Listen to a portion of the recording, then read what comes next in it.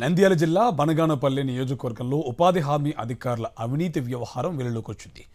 మంత్రి బీసీ జనార్దన్ రెడ్డి నియోజకవర్గంలో పంచాయతీరాజ్ శాఖ మంత్రి పవన్ కళ్యాణ్ శాఖకు చెందిన ఉపాధి ఉద్యోగులు విధులు పక్కన పెట్టి పార్టీలు చేసుకుంటున్నారు.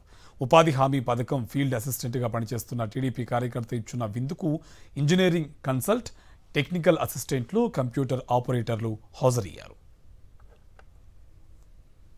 రేపు నుంచి కంట్రోల్ పెట్టుకొని మూగా ఆ పనిలో ఉండవు మా ఊరి మీరేమనాలా? అది యంత్రాలు చేసే పనేపా, ఏమంటే లేబర్ చేసినాడు అనాలా?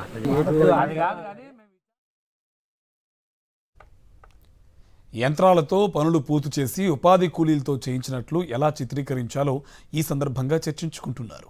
ఇటీవల కాల్వాటల సమీపంలోని కొండ వద్ద యంత్రాలతో పనులు చేయించి ఉపాధి కూలీలు చేసినట్టు చిత్రీకరించారు. దీనిపై విచారణ పేరిట కాలయాపన చేస్తారని, అంతా మనకు అనుకూలంగా ఉంటుందంటూ చర్చించుకోవడం గమనార్హం.